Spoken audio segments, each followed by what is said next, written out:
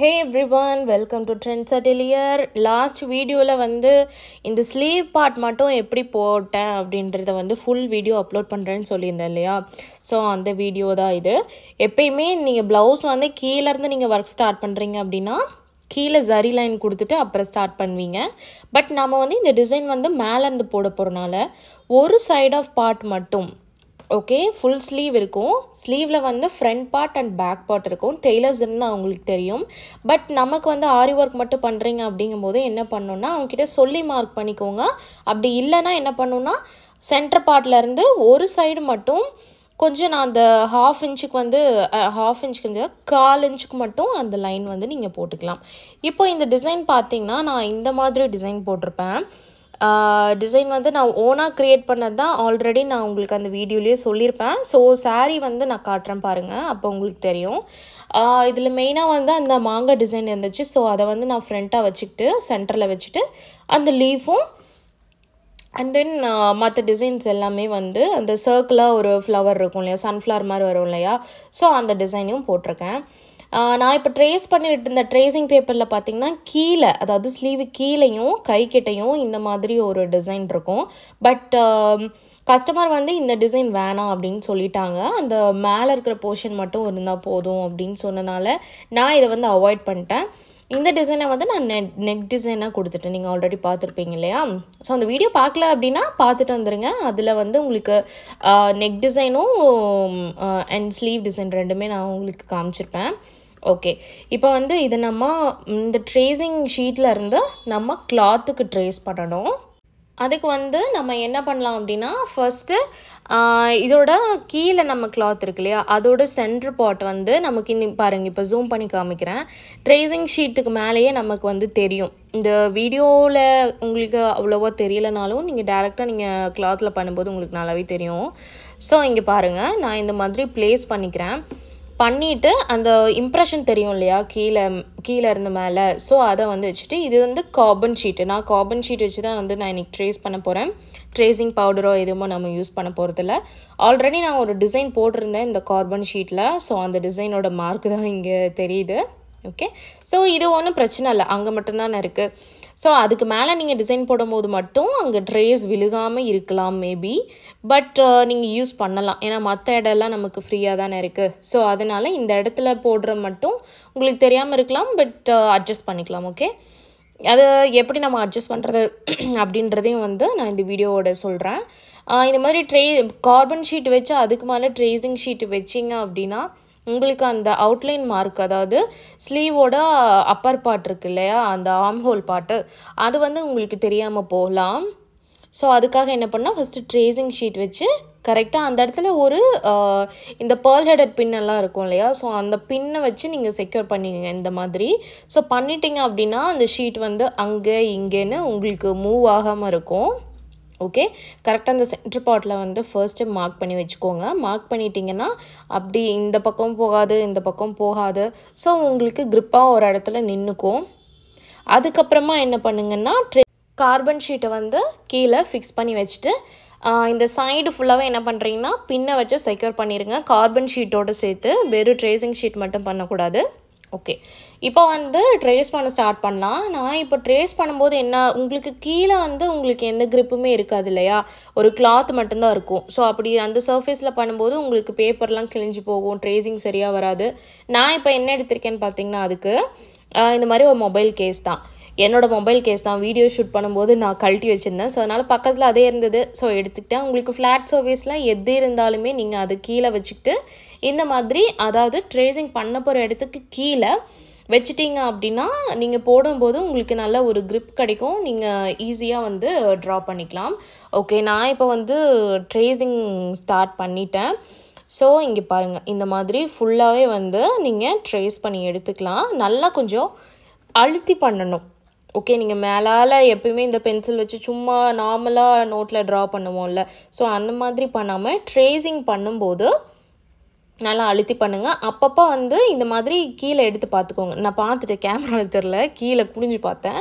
So பார்க்கும்போது tracing கரெக்டாக தான் வந்துச்சு. ஓகே, நானும் வந்து கண்டினியூ பண்ணிட்டேன் ட்ரேசிங் ஃபுல்லாக. நீங்கள் போடும்போதே வந்து அந்த இது தெரியும் பார்த்தீங்களா, இந்த மாதிரி உங்களுக்கு ட்ரேசிங் வந்துடும். ரிமூவ் பண்ணும்போது ஃபுல்லாக ரிமூவ் பண்ணாமல் அந்த மாதிரி ஒரு மட்டும் விட்டுட்டு எல்லாமே கரெக்டாக ட்ரேஸ் ஆயிருக்கான்னு ஒன்ஸ் செக் பண்ணிக்கோங்க. செக் பண்ணிவிட்டு அதுக்கப்புறமா ட்ரேசிங் ஷீட்டை வந்து ரிமூவ் பண்ணுங்கள். பண்ணிட்டீங்க அப்படின்னா தான் உங்களுக்கு கரெக்டாக இருக்கும். ஏன்னா மறுபடியும் வந்து அதை ட்ரா பண்ணணுங்கிறது மறுபடியும் நமக்கு அலைன்மெண்ட் மாறலாம், கரெக்டான இடத்துல நம்ம வைக்க மாட்டோம் ஆல்ரெடி வச்ச இடத்துல. ஸோ இந்த ப்ராப்ளம் தான் வரும். ஸோ அதனால் ஒன்ஸ் செக் பண்ணிட்டு அதுக்கப்புறமா ரிமூவ் பண்ணுங்கள். நான் இப்போ வந்து சீவிங் த்ரெட் வந்து நீங்கள் எக்ஸாக்டாக அந்த கலரில் எடுக்கலாம், இல்லைன்னா சிமிலராக அந்த கலரில் இருக்கிற மாதிரி ஏதாவது ஒரு த்ரெட்டை வந்து நீங்கள் யூஸ் பண்ணிக்கலாம். ஓகே, நான் இப்போ வந்து இந்த கலர் எடுத்திருக்கேன். அண்ட் நான் எடுத்திருக்கிற நீடில் பார்த்தீங்கன்னா அயன் நீடில் தான். ஓகே, ஸோ அயன் நீடிலில் வந்து பீட்ஸ் நீடில் எடுத்திருக்கேன். இப்போ வந்து கட் பீடு தான் நான் ஃபுல்லாகவே இந்த லீஃப் ஃபுல்லாகவே லோட் பண்ண போகிறேன். இந்த மாதிரி கட் பீடை வந்து ஃபஸ்ட்டு நீடிலில் வந்து நீங்கள் லோட் பண்ணிக்கோங்க. பண்ணிவிட்டு அதுக்கப்புறமா என்ன பண்ணலான்னா அந்த லீஃபில் வந்து ஃபுல்லாக ஃபில்லிங் கொடுக்கலாம். ஓகே, நீங்கள் கட் பீட் தான் வைக்கணுன்ட்டு இல்லை. ஸோ நீங்கள் இந்த டிசைனை வந்து ட்ரை பண்ணுறீங்க அப்படின்னா என்ன பண்ணலான்னா இதுக்கு பதிலாக பீட்ஸ் கொடுக்கலாம், இல்லை வந்து சில்க் த்ரெட்டில் வந்து நீங்கள் லோடிங் கொடுக்கலாம். சில்க் த்ரெட்டில் கொடுக்கும்போது நடுவில் வந்து பைப்பிங் த்ரெட் வச்சுட்டு அப்புறம் நீங்கள் லோட் பண்ணலாம். எம்போஸ்டு ஸ்டிச்சிங் எல்லாம் நம்ம கிளாஸ் எல்லாம் நம்ம ஆல்ரெடி போட்டிருக்கோம். சப்போஸ் அந்த வீடியோவில் வேணும்னா நீங்கள் சேனலில் செக் பண்ணி பாருங்கள், எல்லாமே வந்து நம்ம டீட்டெயில்டாக கொடுத்துருக்கோம்.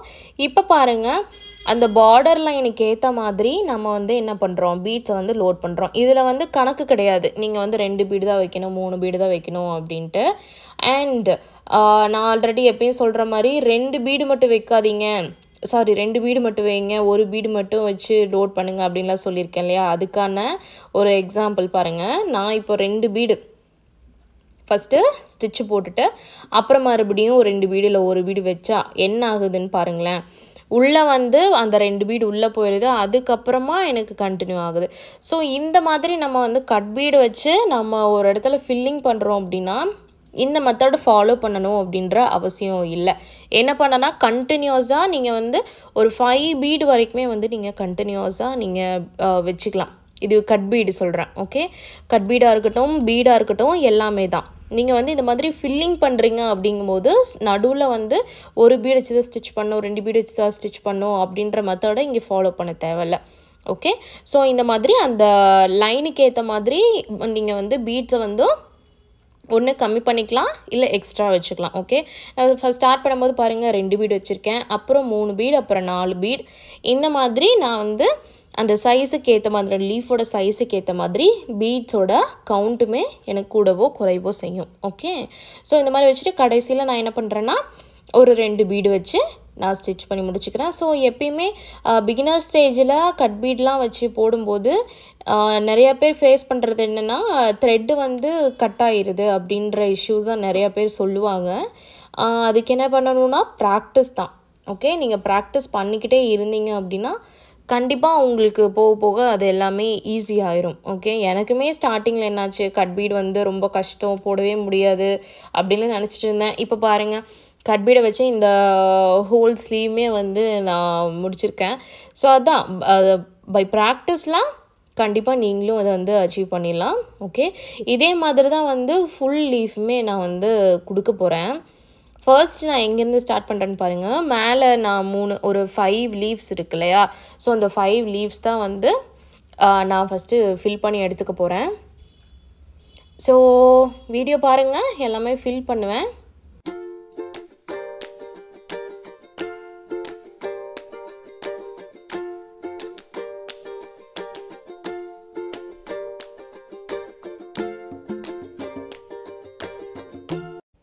இப்போ வந்து இங்கே மேலே ஃபில் பண்ண மாதிரியே நான் என்ன பண்ணுறேன்னா அதுக்கப்புறம் குட்டி குட்டி லீவ்ஸ் எல்லாமே நம்ம ட்ரா பண்ணியிருக்கோம் இல்லையா, ஸோ அந்த லீவ்ஸுமே வந்து இந்த கட் பீட் வச்சு தான் வந்து ஃபுல்லாகவே ஃபில் பண்ண போகிறேன்.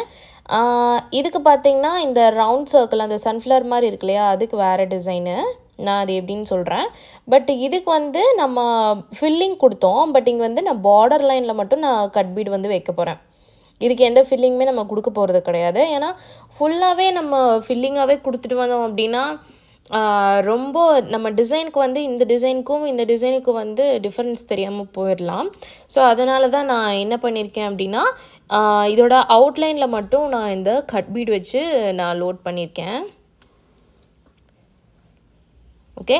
அதே மாதிரி அந்த சன்ஃப்ளவர் டிசைன் இருக்கு இல்லையா, ஃப்ளவர் டிசைனு, ஸோ அதுக்கு வந்து அதுக்குமே வேறு டிசைன் தான் யூஸ் பண்ணியிருப்பேன்.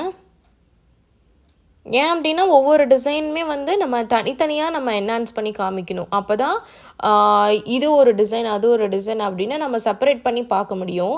இல்லை அப்படின்னா எல்லாமே ஒன்றோட ஒன்றா அப்படியே தெரியும். கட்பீடே வச்சுட்டு வந்தோன்னா அதோட டிஃப்ரென்ஸை வந்து நம்ம கண்டுபிடிக்க முடியாது. பார்க்குறதுக்குமே வந்து ஒரே இதை போட்டிருக்க மாதிரி இருக்கும். நமக்கு என்ன டிசைன் போட்டிருக்கோம் அப்படின்னு கூட நமக்கு காட்ட முடியாது. ஸோ அந்த டிஃப்ரென்ஸ் காட்டுறதுக்காக தான் என்ன பண்ணோன்னா, நீங்கள் சின்ன சின்ன டிசைன்ஸ் வந்து நீங்கள் கொடுத்துருக்கீங்கன்னா ஒவ்வொரு டிசைனுக்கும் ஒவ்வொரு சின்ன சின்ன வேரியேஷன் காட்டுங்க. ஸோ அப்படி காட்டும்போது வந்து உங்களுக்கு நல்லாவே அந்த ப்ளவுஸ் நீங்கள் வந்து நல்லா தெரியும். ஸோ இப்போ நான் வந்து one side of the part அந்த லீவ்ஸ் எல்லாமே நான் போட்டு முடிக்க போகிறேன். இதே மாதிரி தான் வந்து இந்த சைடும்.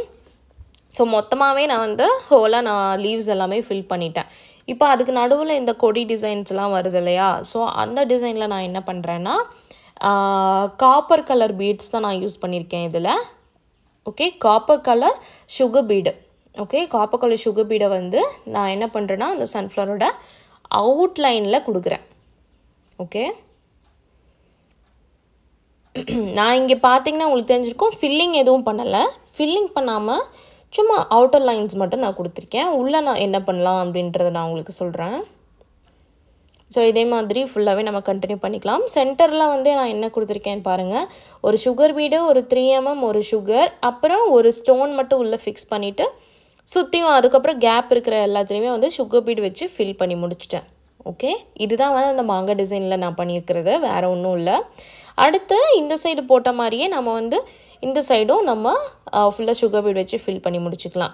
இப்போது அந்த சன்ஃப்ளவர் டிசைன் சொல்லியிருந்தேன் இல்லையா, ஸோ அந்த டிசைனில் நம்ம என்ன பண்ண போகிறோம் அப்படின்னு பார்க்கலாம். அதுக்கு முன்னாடி நான் என்ன பண்ணியிருக்கேன்னா, இப்போ நான் போட்டிருக்கேன் இல்லையா, கட் பீட் வச்சு ஃபுல்லாக ஃபில் பண்ணியிருக்கேன்.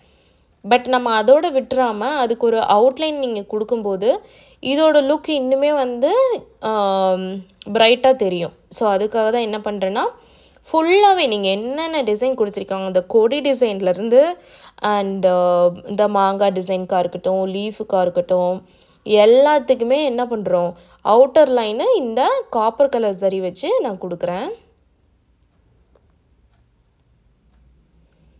இப்போது இதுக்கு உள்ள ஃபில்லிங்குமே வந்து காப்பர் ஜரி தான். ஸோ இது கொஞ்சம் உங்களுக்கு டிஃப்ரெண்ட்டாக இருக்கும். அதுக்காக தான் வந்து இந்த மாதிரி நான் கொடுத்துருக்கேன். ஸோ இது கொடுத்து முடிச்சதுக்கப்புறம் ஃபைனலாக நம்ம என்ன பண்ணுறோன்னா, சின்ன சின்ன 3mm beads. Okay, 3mm beads எல்லாமே அங்கங்கே. ஸோ இப்படி நீங்கள் புட்டாஸ்லாம் வைக்கும்போது சும்மா ரேண்டமாக வைக்காமல் இந்த மாதிரி ஈக்குவல் டிஸ்டன்ஸில் நீங்கள் வைக்கும்போது அதுவுமே வந்து இன்னும் நல்லா தெரியும். அதாவது ஒவ்வொரு பீடுக்குள்ள கேப் வந்து ஈக்குவலாக இருக்கணும். அப்படி இருக்கும்போது உங்களுக்கு நல்லாவே அந்த டிசைன்ஸ் வந்து நல்லாயிருக்கும். ஓகே, தான் வந்து ஃபைனல் டிசைன். இந்த டிசைன் பிடிச்சிருந்தது அப்படின்னா கண்டிப்பாக ஒரு லைக் கொடுத்துருங்க. அண்ட் முடிஞ்ச வரைக்கும் இந்த வீடியோ ஷேர் பண்ணுங்கள் எல்லாருக்கும். ஸோ தேங்க்யூ ஃபார் வாட்சிங்.